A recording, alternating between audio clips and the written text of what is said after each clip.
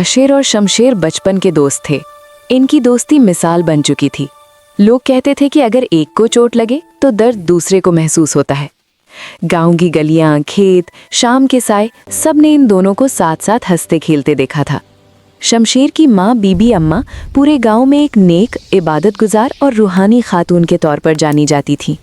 वो रातों को जागकर नफिल पढ़ती, कुरान की तलावत करती और जिन लोगों पर जिन, जिन्नात, चुड़ैल या शैतानी असरात होते, उनका रूहानी इलाज करती। अल्लाह ने उन्हें एक खास इल्म अता किया था। बिस्मिल्लाहिर्रहमानिर्रहीम, अल्हम्दुलिल्लाहि रब्ब।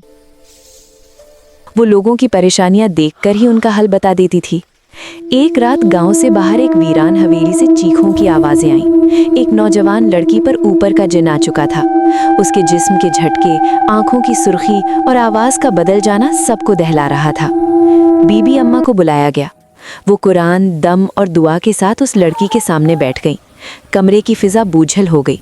चराग की लो कांपने लगी और अचानक एक खौफनाक आवाज गूंजी, अगर मुझे निकाला तो किसी को नहीं छोड़ूंगा।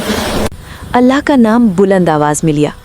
जिन चीखता रहा, दीवारें लरसती रहीं, मगर आखिरकार वो जिन लड़की के जिस्म से निकल गया। लड़की तो बच गई, मगर बीबी अम्मा जमीन पर गिर पड़ी। उनकी सांसें उखड़ चुकी थीं। गांव पर खामोशी छा गई। लोग समझ रहे थे कि बीबी अम्मा ने अपनी जान देकर किसी और की जान बचा ली, लेकिन किसी को ये मालूम ना था कि वो जिन खाली नहीं गया था।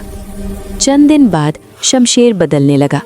वो अकेला बैठकर बड़बड़ाता, अंधेरे से बातें करता और रात को चीख कर जाग जाता। कई बार देखा कि शमशेर का साया उसके जिस्म से अलग हरकत करता है। शमशेर कांपती आवाज में कहता, आशिर, वो मुझे छोड़ता नहीं। वो हर वक्त मेरे कान में बोलता है, कहता है तुम्हारी माँ ने मुझे जलील किया, अब मैं तुम्हें चैन से जीने नहीं दूंगा। रात के वक्त शमशेर के कमरे से हंसी की आवाज़ आती, लेकिन वो हंसी शमशेर की नहीं होती थी। वो जिन जो बीबी अम्मा के हाथों शिकस्त खा चुका था, अब शमशेर के जिस्म में कैद हो चुका था। और ये तो सिर्फ आगाज़ था।